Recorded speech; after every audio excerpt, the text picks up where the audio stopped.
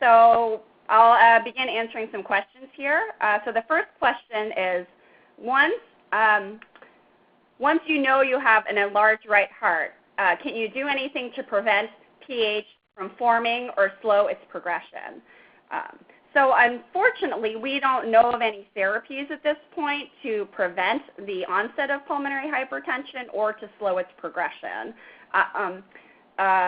Basically what this is why it's important for us to do regular screening, and our hope at this point is to catch pulmonary hypertension at an early stage and get treatment started, hopefully when the disease is at a milder form. And I think the data has shown that if we can treat it earlier, that survival is hopefully better. But unfortunately, there's nothing that a patient by themselves can do to prevent the progression.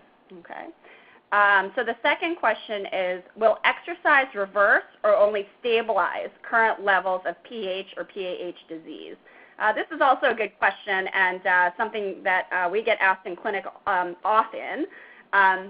So actually, exercise by itself has very little effect on the lungs or lung function, or even, well, maybe a little bit on the heart.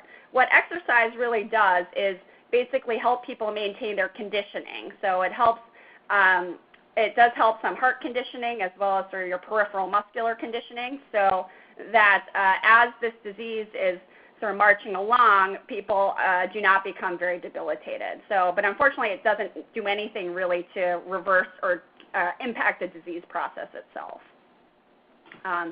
Next question. Is there anything I can do to a BNP score of 124 so that it doesn't go over 300? So a BNP, again, that's the lab value that tells you whether there's strain on your heart, and is often elevated in pulmonary hypertension. And 300 is the lower limit of, or is the upper limit of normal. So again, this is analogous to the first question about basically preventing pulmonary hypertension. And again, it's sort of the same thing. There's not much that can be done by a specific patient to prevent worsening or progression of disease. Again, the thing we could do is screen early and treat as soon as the diagnosis is made. Next question is, I have limited systemic sclerosis for 15 years, had some shortness of breath, so they did a right heart catheterization, had a mean pulmonary artery pressure of 23 and a wedge of 15. Everything else was normal. What are the implications of this?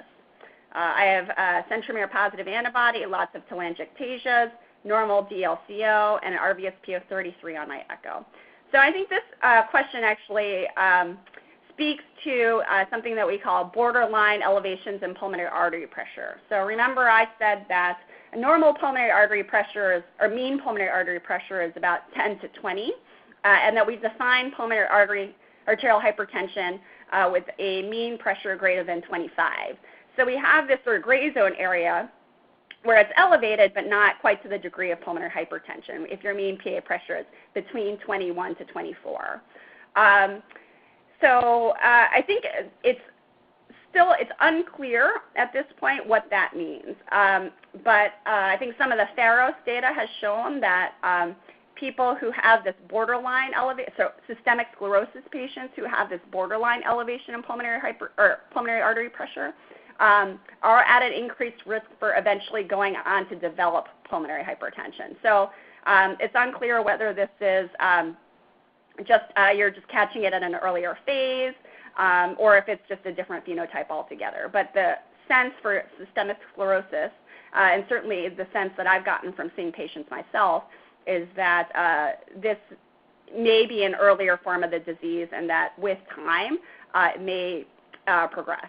So, so for a specific patient who has this problem where your mean pulmonary artery pressure is kind of in this gray zone, certainly what I think would be important to do is to really continue to monitor things closely, and probably more closely than once a year. And again, that's not guideline-based. That's just sort of my clinical practice, and I think the clinical practice of my colleagues, is just to keep an eye on things, and certainly to let your doctors know if you're having worsening symptoms of shortness of breath, fatigue, etc. Okay. Next question is, does deep breathing and abdominal breathing constitute being being called straining exercises. I would say no. So feel free to deep breathe.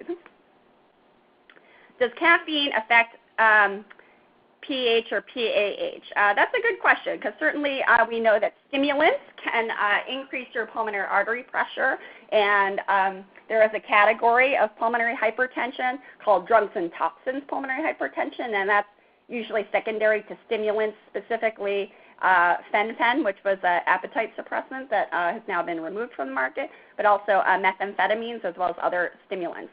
But as far as I know, caffeine is not a specific association, and we do not necessarily, and we don't recommend or encourage patients to avoid caffeine.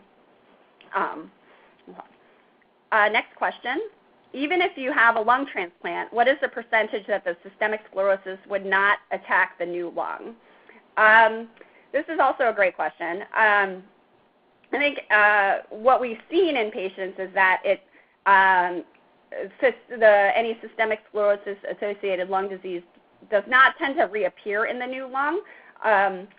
And I think this is probably a combination of a couple of things. I think one thing is that, systemic sclerosis is an autoimmune disease, and so your immune system kind of attacks your own body. So first of all, when you get a lung transplant, you're on immunosuppression, number one. Number two, the new lungs are basically not yourself, it's a completely other self. So whether your immune system would attack the other self is, I think, less likely. And lastly, I think, unfortunately, survival for a lung transplant is also not great. It's about 50% for 5 years. So, so often what happens is that you have patients more often have other complications related to lung transplant as opposed to the scleroderma. So in general, we don't think of it as something that attacks new lungs after lung transplant. Okay. Next question is there any research going on right now that would give systemic sclerosis patients with interstitial lung disease a PAH drug before symptoms appear to prevent the disease from starting? So this is, I think I'm going to answer this in two parts. So they have done studies looking at different pulmonary arterial hypertension meds for just interstitial lung disease. And for the most part, it's been pulmonary fibrosis, or idiopathic pulmonary fibrosis, so not necessarily scleroderma patients. But all the clinical trials that have been done to this point with just interstitial lung disease have not shown any benefit. So in general, that's not our current practice. The second part is that there are patients who have interstitial lung disease who also have some degree of pulmonary hypertension. So that group 3 category that I was talking about. And this is certainly a group of patients where it's very unclear what we should be doing in terms of treatment. As I think I mentioned during the talk, the pulmonary hypertension associated with interstitial lung disease actually tends to be quite mild. If it's more severe, then our feeling is that maybe it's also pulmonary arterial hypertension in addition to pulmonary hypertension with interstitial lung disease.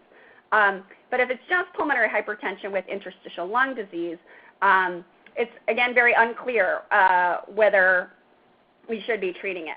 I heard a rumor, I don't know if this is true, but I've thought that this would be interesting, is looking at treatment with inhaled prostacyclins for group 3 pulmonary hypertension.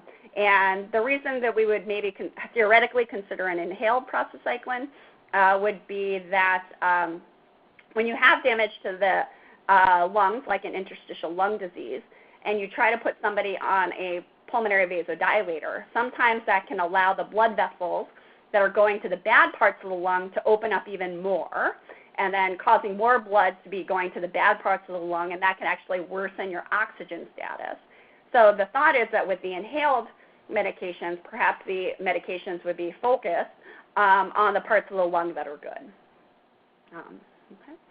Last question. I have a mild case of pulmonary arterial hypertension which comes on with exertion. I still exercise but wear a heart rate monitor. I try not to go over 145 beats per minute. I don't think my oxygen levels go down, but I don't know. Do you have any guidelines for exercise? Yeah, this is always a very difficult question, especially when you look at the guidelines. They say limit some exercise, but not strenuous exercise. So, so how do you do that? So what I tell people in general is that it's very important just to listen to your body.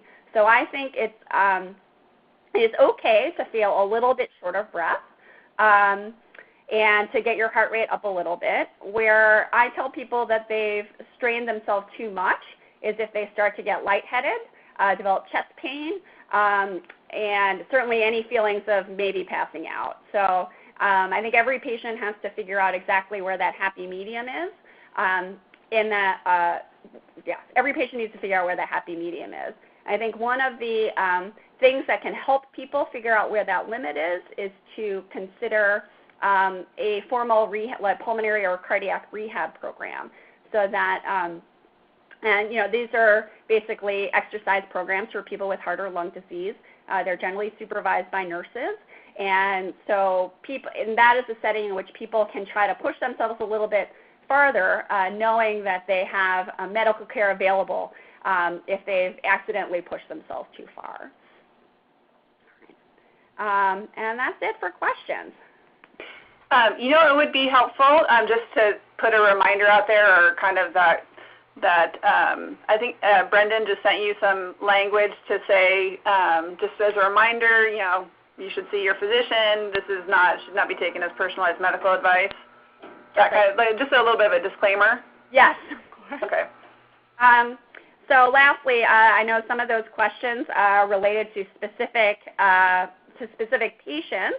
I tried to keep the language general, and I would just remind you that the webinar, as well as my answers to these questions, are for educational purposes only, and they should not be construed as or considered personal medical advice. I would recommend that you follow with your physician for further management. Thank you.